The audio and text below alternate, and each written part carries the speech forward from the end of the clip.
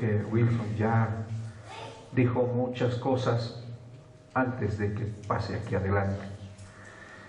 Corría el año 2000, el 2 de agosto, y yo y mi familia, por cierto pequeña en ese entonces, llegamos a Bolivia. Y llegamos a esta ciudad, Sucre,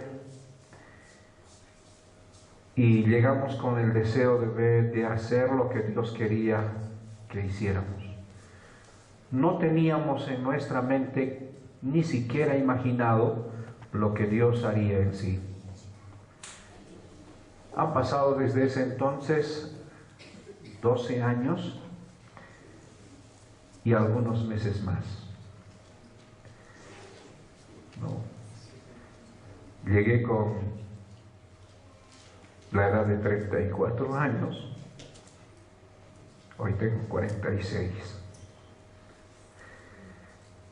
Ya mi pelo tiene canas blancas.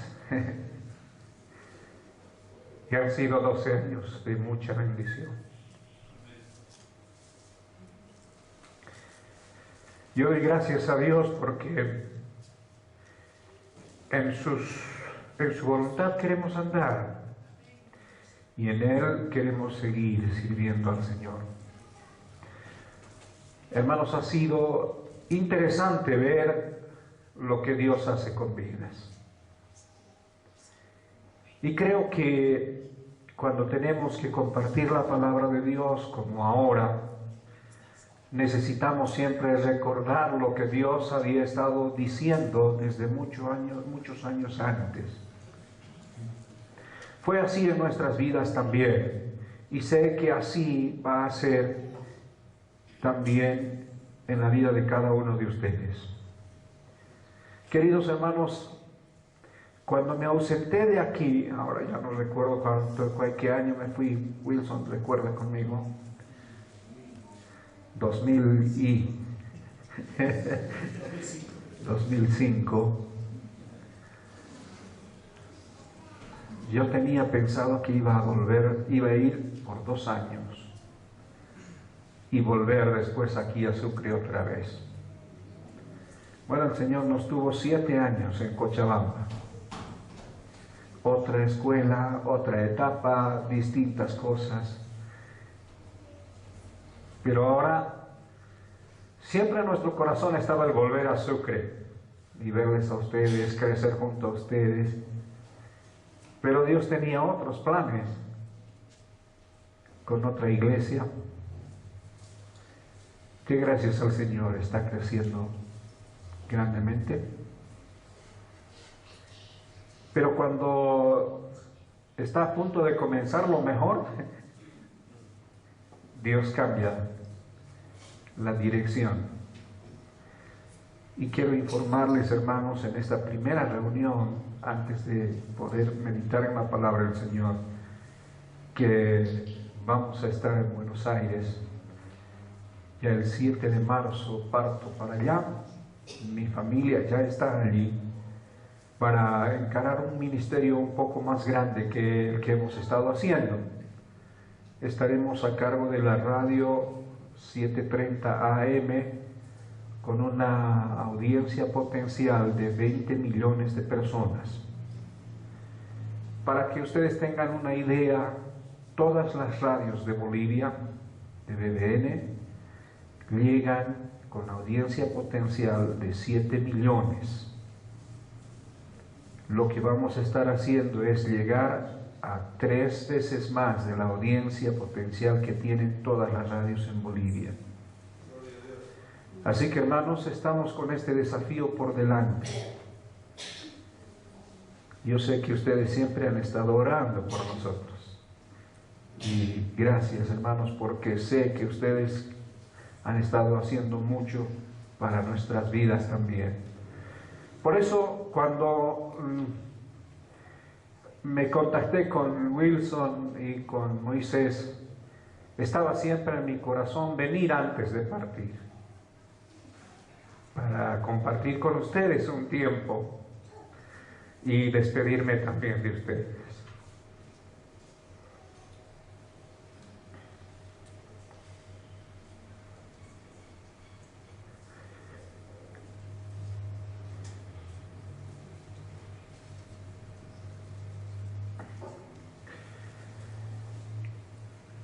pero tenemos 2 días por delante. Vamos a compartir.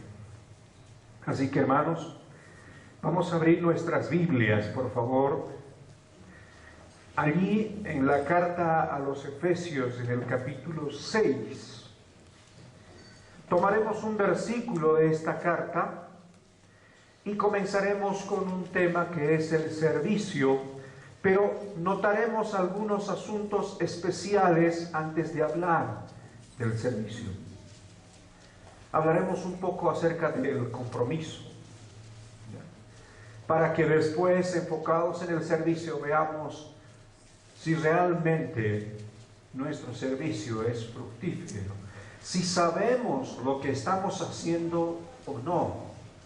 Pero tenemos que mirar en un contexto el tema del servicio, en un contexto bien concreto, para poder avanzar y seguir proyectándonos en la vida. Así que Efesios 6:12 dice lo siguiente, me acompañan todos, porque no tenemos lucha contra sangre y carne, sino contra principados, contra potestades, contra los gobernadores de las tinieblas de este siglo, contra huestes espirituales de maldad en las regiones celestes. Queridos hermanos, estamos en un entorno, hablando en el ámbito espiritual, en un entorno de podríamos decir así, de batalla permanente. Esta es una batalla que se presenta de manera continua entre el bien y el mal, entre las huestes divinas, entre los soldados de Dios y las huestes diabólicas. Esta es una batalla por las almas de las personas. No es una batalla simplemente por un territorio, por un lugar geográfico, es la batalla por las almas. Y en esta batalla por las almas, los soldados de Dios, ustedes y yo, debemos estar comprometidos. Hay una tremenda confabulación para poder detener al pueblo divino. Si ustedes observan Apocalipsis capítulo 12, versículo 4, ustedes notarán en este versículo una cosa bien interesante que muestra el apóstol Juan. Dice allí, hablando del diablo, verso 3, gran dragón, su cola, dice el versículo 4, arrastraba la tercera parte de las estrellas del cielo y las arrojó sobre la tierra. Y el dragón se paró frente a la mujer que estaba para dar a luz, a fin de devorar a su hijo tan pronto como naciese. Queridos hermanos, hay un grupo tremendo de contrincantes que se están enfrentando con los hijos de Dios. Este grupo es 1/3 de la cantidad de ángeles que existen. Por cierto, ese tercio no tiene sueño, no se cansa, no duerme, no se aburre, no está con las fuerzas bajas. Ese tercio trabaja de manera permanente. Y es un grupo que está tremendamente organizado, como nos muestra Efesios capítulo 6. Ahora, por eso digo que hay una conspiración global de carácter espiritual que está operando aquí en la tierra. Nosotros, como soldados del Señor, estamos en medio de esta lucha.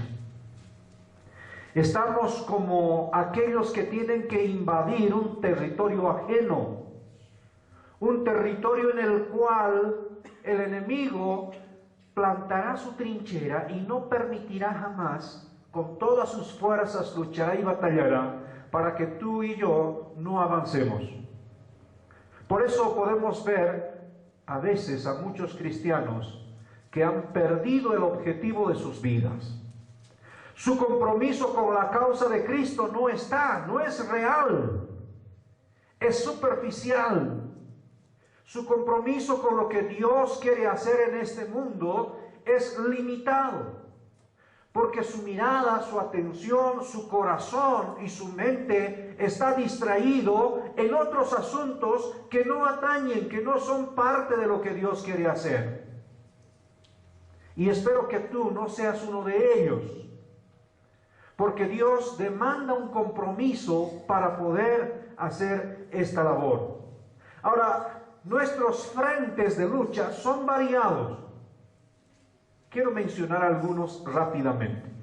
Primero, hay un frente político, un sistema organizado que quiere encaminar a la gente, a las personas, a criterios e ideologías con el fin de darles una buena vida.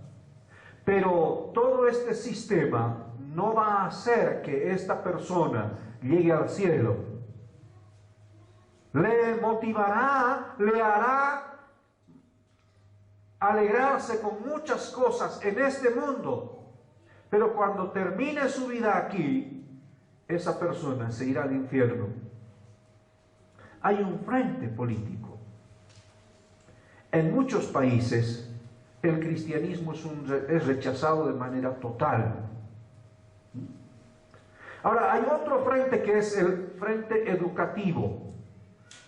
Han notado que de un tiempo a esta ya el cristianismo para muchos es obsoleto. Es un frente, podría mostrarlo de esta forma, un sistema entretejido que busca permanentemente la negación de Dios. Por eso la ciencia a veces tiene que pelearse con Dios. Aunque obviamente los científicos y la ciencia lo único que está haciendo es descubrir lo que Dios ya ha hecho. Pero allí está ese sistema, condicionando la mente y el corazón de los niños desde pequeños hasta grandes. Y ustedes, queridos jóvenes, están en este ámbito. A veces es difícil en la universidad, ¿no es cierto? ¿Sí? O en el colegio. Hay un frente establecido, manejado, para que usted se anule. Ahora, queridos hermanos, no solamente hay un frente político, un frente educativo, sino también hay un frente religioso, calificando a todos los que quieren servir al Señor de fanáticos. O en muchos casos la religiosidad postergando el compromiso con Dios, cumpliendo simplemente como cualquier religioso. Eso es lo que muchas veces vemos en nuestra iglesia. Algunos hermanos vienen para cumplir a las reuniones y demás, pero no están comprometidos con Dios en su causa. No están deseosos con esa pasión ardiente de seguir y de servir al Señor. Pero no están allí en el mundo. Se cuidan del mundo. Pero lo único que hacen es estar y asistir a la iglesia. Porque hay un frente religioso que cohíbe estas cosas. Ahora, también el frente religioso promueve una apariencia espiritual. En muchos casos, un ecumenismo latente. Todos conocemos a Dios, está bien, nos amamos y está todo bien. Esa es una estrategia también. Pero aparte del frente religioso, hay un frente social, un mundo civil, un mundo de nuestra sociedad, de nuestro entorno, que con distintas leyes y cosas va cambiando aquellos principios que establecen la vida de la sociedad. Por ejemplo, estamos enfrentando un mundo civil conyugal cambiado. Estamos en proceso de aceptar muchísimas cosas que hace 20 años atrás ni siquiera hubieran sido consideradas. Vemos los esfuerzos de estos individuos para atacar de manera frontal a la familia, con calificativos como patriarcado, como otros. Rompamos todas estas normas, reglas y demás.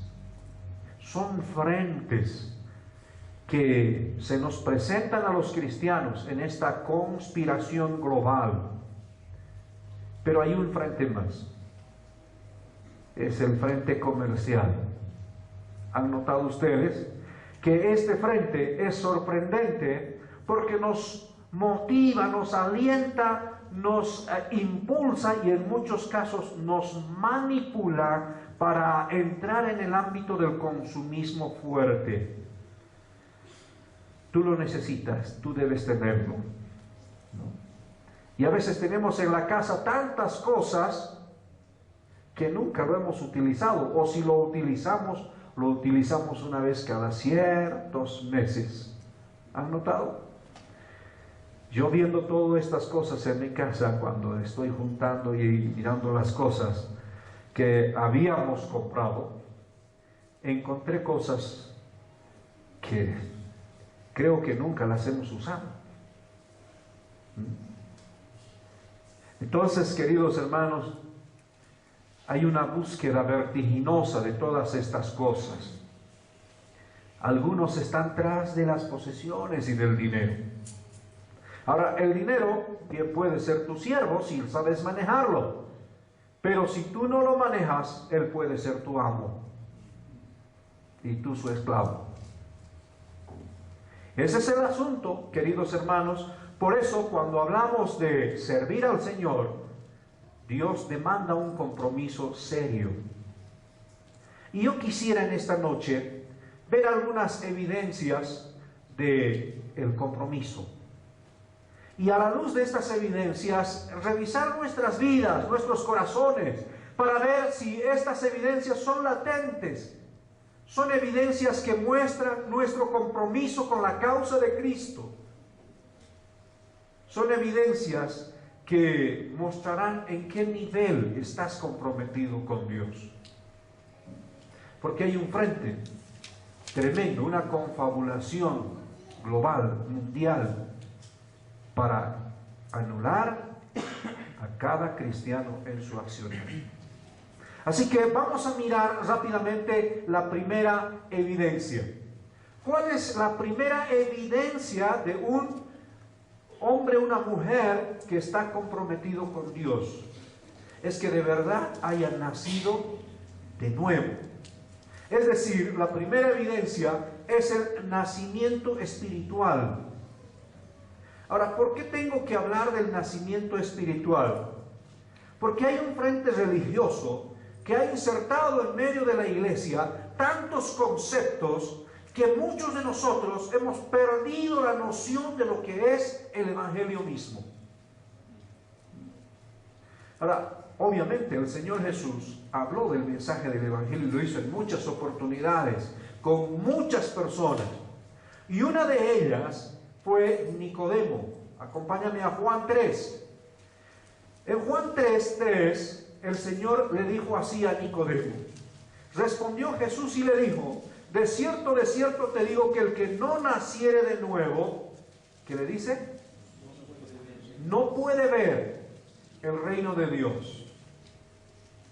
Es decir, hay una diferencia entre alguien que es allegado a la iglesia y alguien que realmente ha nacido de la iglesia. Ahora, esta evidencia se muestra porque el que ha nacido en el Señor realmente va a poder ver las cosas espirituales. Nicodemo era un religioso, alguien allegado a las cosas de Dios, pero mira, escucha esto. Nicodemo no entendía lo que era un nuevo nacimiento. Por eso la evidencia de un compromiso con el Señor tiene que ser esta verdad, de haber nacido de nuevo. Y esto no es ajeno cuando vemos la palabra de Dios.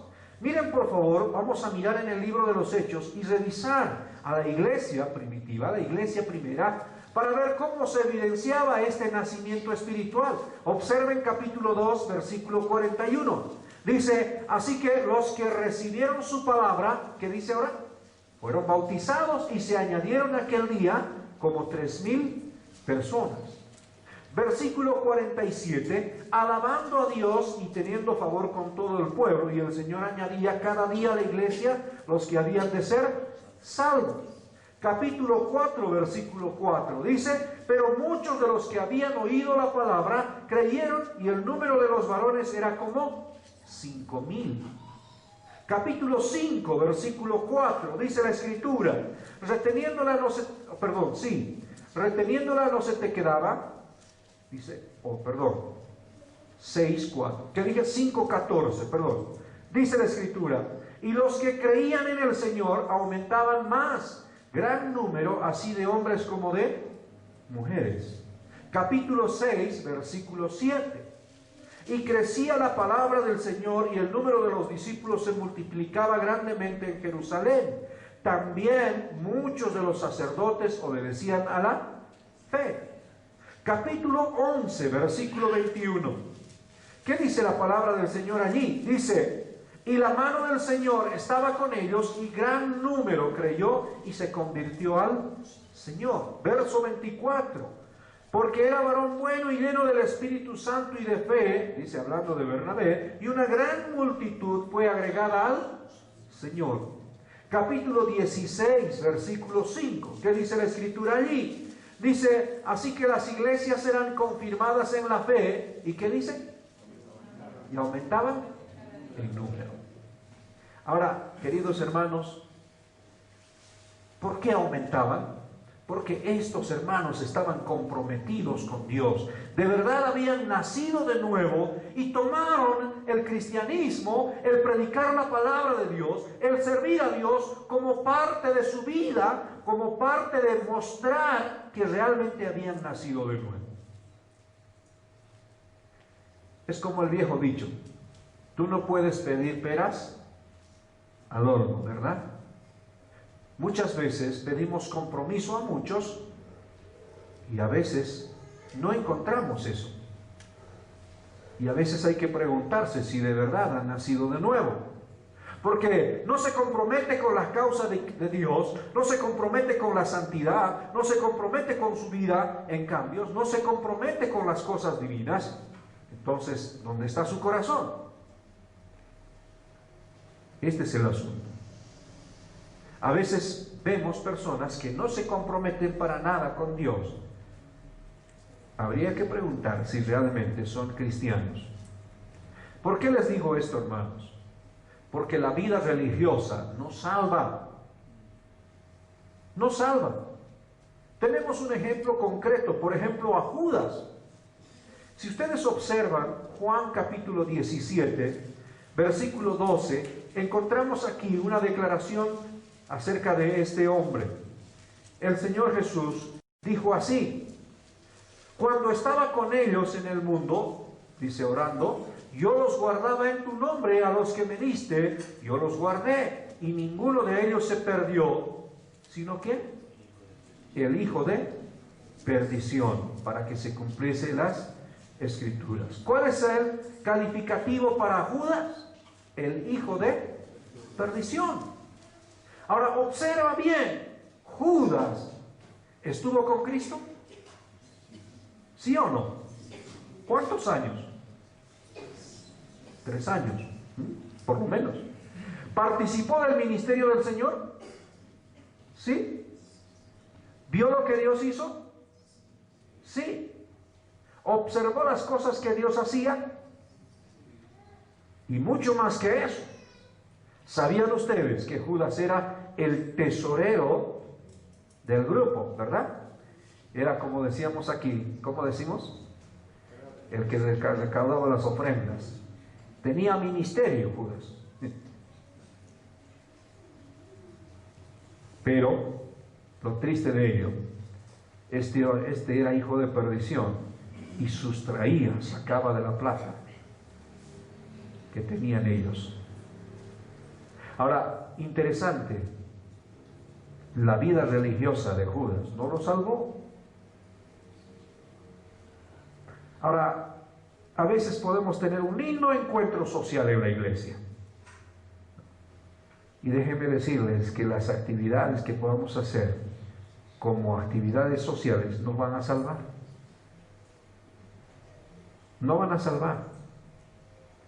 ¿Saben por qué les digo esto, hermanos?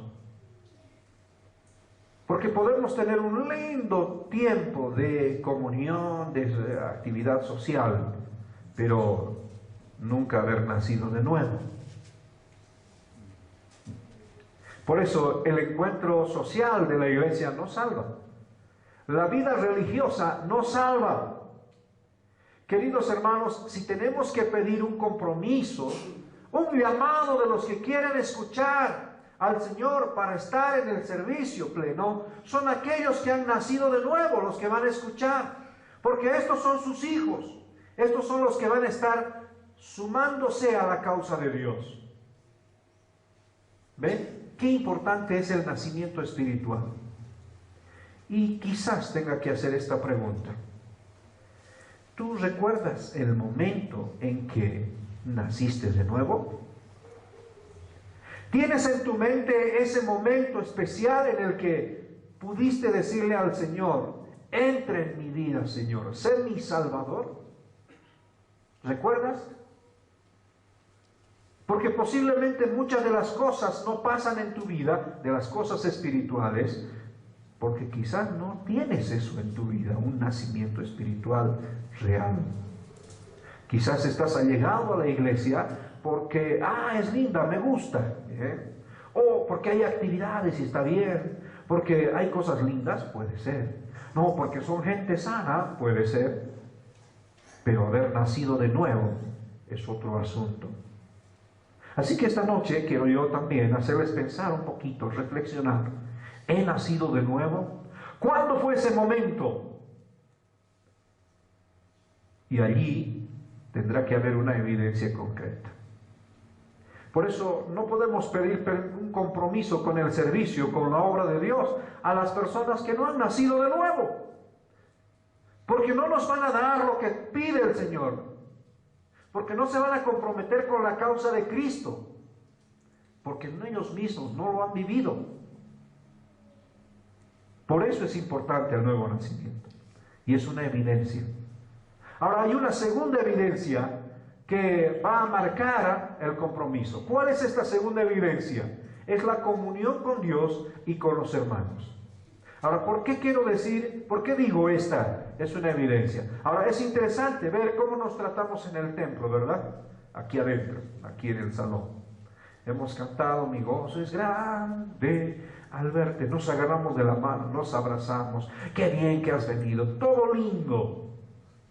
Pero ¿qué pasa con los demás días? ¿Qué pasa con el resto del tiempo? ¿Qué pasa en el trabajo, en la casa? ¿Qué pasa allí en la calle? ¿Qué pasa allí en la universidad, en el colegio? ¿Qué ocurre? Hermanos, he visto y he escuchado tantas cosas que los creyentes, entre comillas, han hecho, que da vergüenza aún hablar y mencionar de ello. Y son objeto de ejemplo para blasfemar el nombre del Señor. El mundo tiene la oportunidad abierta para decir tantas cosas de los cristianos. Y saben, hermanos, a veces hay acusaciones injustas, por cierto. Un hermano, un líder, un anciano o un pastor falla, comete algún pecado. Dice, mira, el pastor. Así son los pastores. Un creyente falla, así son los creyentes, los evangélicos. Es porque muchos de los que están viviendo la vida cristiana no están comprometidos con Dios. Y saben, hermanos, he visto y he oído de creyentes que ni siquiera leen su Biblia. El día domingo, a la hora de ir al culto, están buscando la Biblia. ¿Dónde está mi Biblia? ¿Quién la ha visto? ¿Por qué levantan mi Biblia? ¿Ha notado usted eso? Algunos de ustedes lo hacen, parece, ¿no? No leen la Biblia, no oran a diario.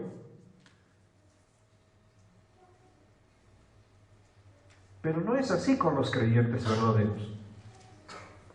¿Por qué? Observa otra vez Hechos capítulo 2, versículo 42. ¿Qué dice de estos que se habían añadido como 3,000 personas? Dice el verso 41. El verso 42 dice: estos perseveraban en la doctrina de los apóstoles, en la comunión unos con otros, en el partimiento del pan y en las oraciones. Mira el versículo 46. ¿Qué dice? Perseverando unánimes cada día en el templo y partiendo el pan en las casas, comían juntos con alegría y sencillez de corazón. ¿Cuál es la palabra que se repite en estos dos versículos? ¿Qué significa perseverar? ¿Qué quiere decir perseverar? Es que tomé una causa, un asunto, y yo persisto en ello. Para mí es importante eso, es necesario porque es parte de mi vida. Por eso persevero en ello. Pero si no, es una evidencia. No hay una comunión con Dios, no hay una comunicación con Dios permanente. Es terrible. Queridos hermanos, los primeros creyentes era mucho más de lo que nosotros inclusive imaginamos. Mira por favor, Primera de Juan, esta carta que ha sido escrita por el apóstol Juan, uno de los apóstoles más cercanos del Señor. ¿Qué dijo él allí en el versículo 3 del capítulo 1? Solamente vamos a leer 3 versículos aquí, hay mucho por leer, pero mira: lo que hemos visto y oído, eso os anunciamos para que también vosotros tengáis, ¿qué dice? Comunión con nosotros, y nuestra comunión verdaderamente es con el Padre y con su Hijo Jesucristo. Observa el verso 6, ¿qué dice? Si decimos que tenemos comunión con Él y andamos en tinieblas, mentimos, ¿y qué dice? No practicamos la verdad. Verso 7. Pero si andamos en luz como Él está en luz, tenemos comunión unos con otros, y la sangre de Jesucristo su Hijo nos limpia de todo pecado. ¿Cuál es la palabra que se repite? Comunión. ¿Qué es comunión? La palabra comunión podríamos expresarlo de esta manera: tener cosas en común. Tener las cosas en común. ¿Qué cosas tenemos los creyentes en común con Dios? ¿Qué cosas tenemos los creyentes en común con los demás? Si aprendes a valorar eso, es una evidencia de tu compromiso. Pero si no está esa comunión presente, no hay una evidencia de compromiso. Es importante que notes esto. Ahora, la primera evidencia, dijimos, un nacimiento espiritual. La segunda evidencia, una comunión con Dios y con los hermanos. Ahora, la tercera evidencia, una obediencia continua. Miren lo que dice capítulo 6 de Lucas. El Señor permanentemente reclamó a las personas que le seguían, que le buscaban, que querían estar con Él, de ciertos asuntos interesantes. Mira Lucas capítulo 6, versículo 46. ¿Qué dijo el Señor allí? ¿Por qué me llamáis? ¿Qué dice? Señor, Señor, ¿y no hacéis lo que yo digo? Esta es una pregunta que puede tocar la conciencia más profunda. Es como decirte: ¿por qué me dices Dios, Dios, y ni siquiera quieres hacer lo que yo te mando? Es un reclamo. Es impresionante cuando Dios hace esto. Y les voy a dar una tarea para que ustedes revisen esta noche si quieren. Por favor, revisen los porqués de Dios. Las veces que en la Biblia Él pregunta ¿por qué? ¿Por qué? Y se van a notar cosas impresionantes. Y una de esas es esta: ¿por qué me llamáis Señor, Señor, y no hacéis lo que yo digo? A mí me sorprende las declaraciones del Señor de esta naturaleza, con esta particularidad. Hermano, ¿qué tal esta evidencia en tu vida? ¿Obedeces lo que Dios dice? ¿O no? Es que a veces, hermanos, estamos mal. El compromiso con Dios no está. Pero el servicio, ¿cómo va a ser entonces?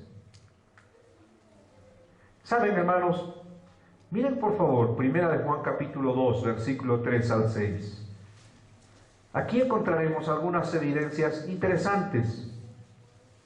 El apóstol Juan escribió esta carta, la primera, y ya leímos el capítulo 1, versículo 3, versículo 6, versículo 7. Ahora leamos el capítulo 2, versículo 3 al 6. ¿Qué dice ahí la Escritura? Dice así: y en esto sabemos que nosotros le conocemos. ¿En qué sabemos? Si guardamos sus mandamientos. El que dice, yo le conozco, y no guarda sus mandamientos, el tal es mentiroso, y la verdad no está en él. La verdad no está en él. Versículo 5, pero el que guarda su palabra, en este verdaderamente el amor de Dios se ha perfeccionado. Por esto, ¿qué dice? Sabemos que estamos en él. El que dice que permanece en él debe andar como él anduvo. ¿Qué frases se repitió varias veces? El que. Busca los elques en todos los capítulos de Juan y te vas a sorprender. Ahora, en esto es otra frase que se repite. En esto sabemos, en esto sabemos. Ahora, me llama mucho la atención, queridos hermanos, este versículo 3. En esto sabemos que nosotros le hemos conocido, le conocemos. La palabra conocer, hermanos, es esa relación, esa expresión que trata de mostrarnos la cercanía, la experiencia de saber quién es con quien nos relacionamos. Por ejemplo, ¿ustedes me conocen a mí? Algunos, más o menos. Algunos me conocen más de cerca. Y yo conozco a algunos mucho más de cerca también, porque he hablado con ellos, he comido con ellos, he vivido muchas veces junto con ellos. Y nos conocemos, ¿verdad? Por experiencia, porque hemos estado juntos. Esto es lo que está queriendo decir aquí el apóstol Juan. En esto conocemos. El que estuvo junto con el Señor, el que tiene a Cristo como su Salvador, de verdad él va a vivir lo que Dios está diciendo, porque lo conoce. Por eso, queridos hermanos, la obediencia continua es una tercera evidencia de nuestro compromiso con Dios. Saben, queridos hermanos, esta obediencia del conocer a Dios se muestra en todos los ámbitos en la iglesia primitiva. Miren algunos pasajes en Hechos como ejemplo. Capítulo 4 de Hechos, versículos 18 al 20. Observa lo que dice aquí. Dice, y llamándolos a los apóstoles, a los cristianos, les intimaron que en ninguna manera hablasen ni enseñasen en el nombre de Jesús. Verso 19. Mas Pedro y Juan respondieron diciéndoles, juzgad si es justo. Mire lo que dice acá. Si es justo delante de Dios obedecer a vosotros antes que a Dios. ¿Qué era primero para estos creyentes? ¿Qué era primero? Obedecer a Dios. Aunque eso les costara la vida. Por eso era una evidencia de que estos hombres de Dios estaban comprometidos con Él y con su causa. Cuando tú y yo estamos comprometidos con Dios, nuestra obediencia a Dios es primero, por sobre nuestra reputación, por cierto. Es tremendo ver este detalle. Miren capítulo 5, versículo 20. ¿Qué les dice el Señor como mandamiento? Id y puestos en pie en el templo, anunciad al pueblo todas las palabras de esta vida. ¿Cuál es el mandamiento? Id y anunciad. ¿Qué hicieron ellos en el versículo 21? Habiendo oído esto, entraron de mañana en el templo y enseñaron. ¿Qué manera más sencilla de expresar su obediencia al Señor? Ahora, versículo 28, observe, lo que estaban haciendo ellos era obedecer a Dios. El versículo 28 dice, les tomaron otra vez presos y les dijeron, ¿no os mandamos estrictamente que no enseñaseis en ese nombre?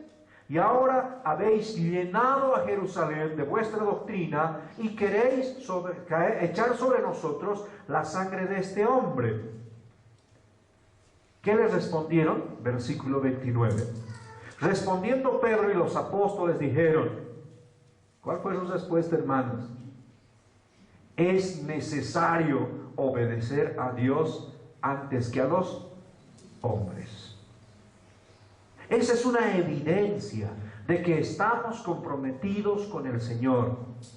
Primero porque hemos nacido de nuevo. Si no has nacido de nuevo, no se te puede exigir un compromiso con la causa de Dios, porque no eres hijo de Dios. Y déjame decirte en palabras bastante fuertes, quizás, porque si no eres hijo de Dios, estás con el maligno. Por eso es necesario el nuevo nacimiento. Si lees Hechos capítulo 26, versículo 18, vas a notar por qué te digo esto. Y dice la Escritura así, leyendo esto, ya recordando un poquito esto, dice capítulo 26, versículo 18, que el Señor envió a Pablo para que hablara, para que abra sus ojos, dice aquí, para que se conviertan de las tinieblas a la luz y de la potestad de Satanás a Dios, para que reciban por la fe que es en mí perdón de pecados y herencia entre los santificados. Si no hay nuevo nacimiento, tú no estás en el equipo de Dios. Tú no eres de los soldados de Cristo. Tú no estás comprometido con la obra de Dios. Si no has nacido de nuevo, tú eres del equipo del diablo. La segunda evidencia, ¿cuál era? Comunión con Dios y con los hermanos. La tercera evidencia, ¿cuál es? Obediencia. Estás enlistado en el ejército de Dios y los mandatos del capitán tienen que ser obedecidos. Por eso el equipo, el grupo, el ejército de Dios avanza firme. Ahora, el cuarto y último, la última evidencia de nuestro compromiso con Dios es el servicio. Ahora, la idea de ser salvado de la pena del pecado con el nuevo nacimiento no es para vivir una vida de libertinaje, sino para servir al Señor. Ese es el principio latente. ¿Y saben por qué les digo, hermanos, como ejemplo? Observen por favor conmigo, 1 Tesalonicenses capítulo 1. ¿Qué ocurrió con estos hermanos? En el capítulo 1, versículo 9. Pablo les dice esta verdad a ellos, porque ellos mismos cuentan de nosotros la manera en que nos recibisteis y cómo os, ¿qué dice? Convertisteis de los ídolos a Dios. ¿Cuál es la finalidad? Para servir al Dios vivo y verdadero. Ahora ve, la conversión está expresada allí. ¿Qué es la conversión? Todos los que han ido al cuartel saben qué es conversión. ¿Qué es? Es dar la vuelta, ¿verdad? Si ya estás marchando, dice conversión a la de rey. ¿Me entiende, verdad? Convertirse es cambiar de rumbo. Estos hombres de Tesalónica iban en un sentido contrario a los mandamientos de Dios. Dios había dicho, no te harás imágenes, no te harás, ¿entiende? Estos hombres estaban yendo en ese sentido contrario hasta que se dieron cuenta y se convirtieron, dieron la vuelta, y su objetivo ahora era seguir al Señor, pero no solamente seguirle, sino servirle.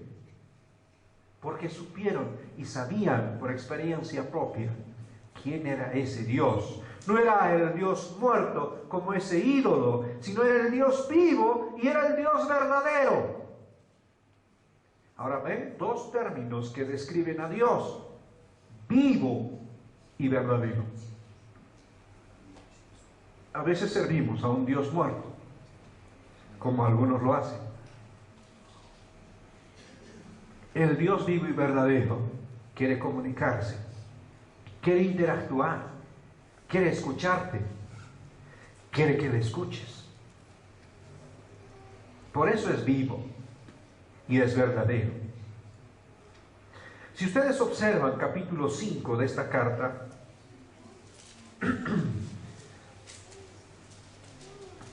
vamos a mirar en Gálatas. ¿Qué es lo que pasa con estos hermanos de Gálatas? Capítulo 4, versículo 8 y 9.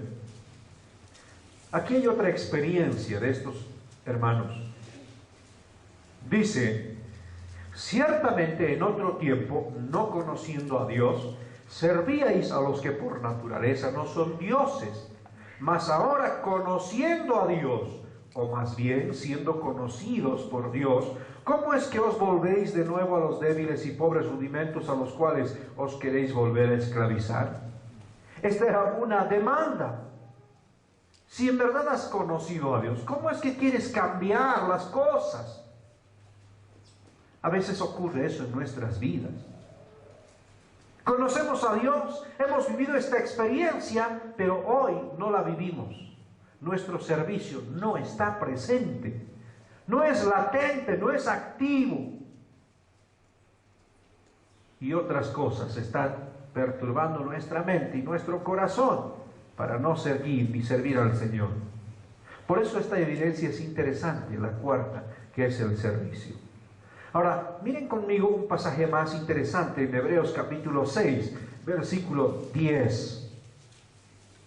Dice la Escritura allí: porque Dios no es injusto para olvidar vuestra obra y el trabajo de amor que habéis mostrado hacia su nombre, habiendo servido a los santos y sirviéndoles aún.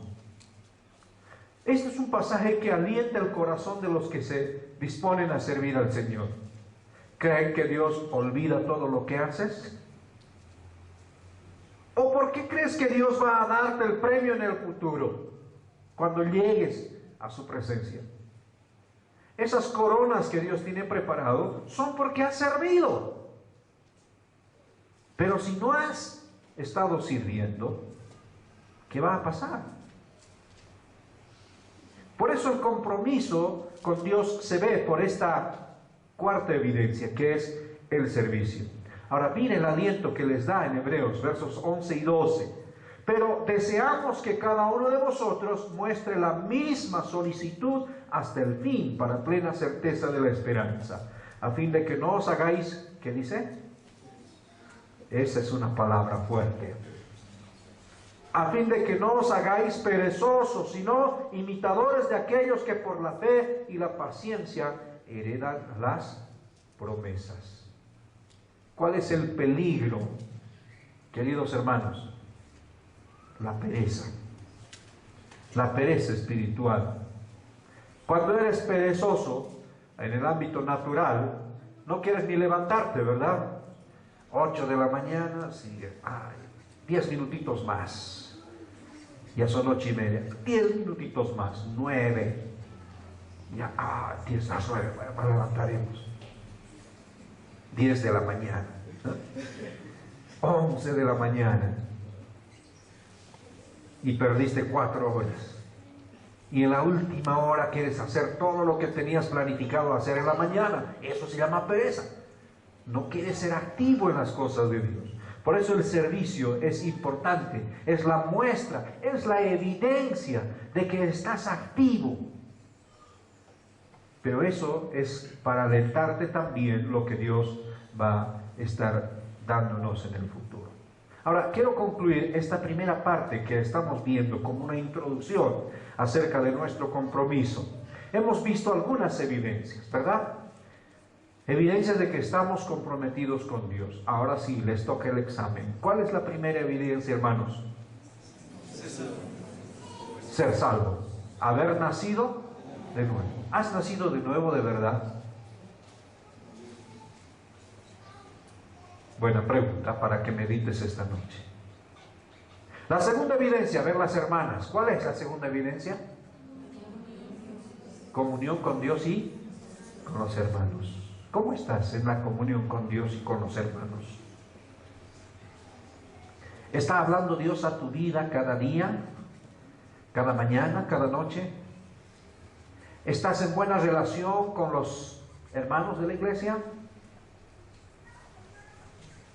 Porque si no lo estás, querido hermano, estás perdiéndote bendiciones de Dios. Y déjame decirte, si no estás en comunión con los hermanos, es por algo que ha pasado entre tú y ellos. Tienes que arreglar. Soluciona ese tema. Tercera evidencia, vamos a darle la oportunidad a que nos lo digan los jóvenes, menores de 20 años. ¿Hay algunos aquí? Y van a añadir menor de 20 años, ¿no? Menor de 30 entonces, ya que no levanten la mano. Menores de 30, ¿hay? ¿Sí? ¿Cuál es la tercera evidencia? Obediencia. Obediencia. ¿Cómo están ustedes con la obediencia, queridos hermanos menores de 30? ¿Son obedientes al Señor? ¿Están comprometidos con Dios, mostrando la obediencia permanente? La cuarta y última evidencia, vamos a pedir a los hermanos que son mayores de 40. ¿Ya? A ver, levanten la mano los que son mayores de 40. Vamos, hermanos, no se hagan a los jovencitos, ¿eh? Ahí está, Wilson. Excelente. ¿Cuál es la cuarta evidencia?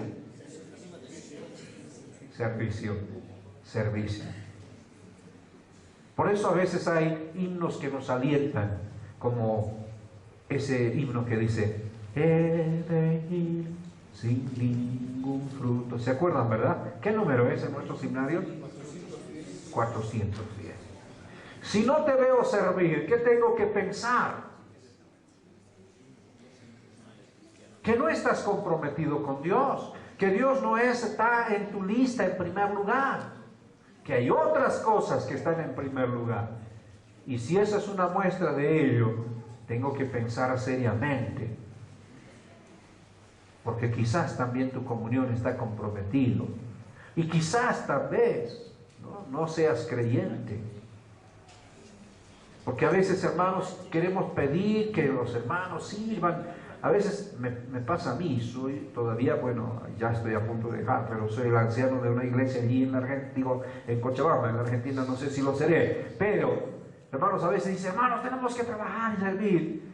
Y todos van a venir, sí, todos. Bien, excelente, qué bueno, con todo esto vamos a terminar rápido el trabajo. Y aparecen 10, 15, y aparecen 20 de golpe a las 11:40. ¿Para qué?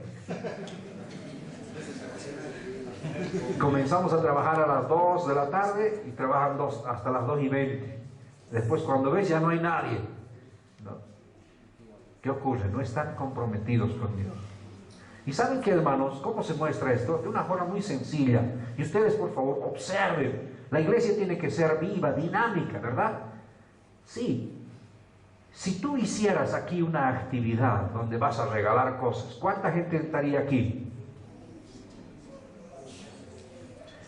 Tendríamos que alargar esto hasta el frente, ¿verdad? Si le das cosas a la gente, va a estar.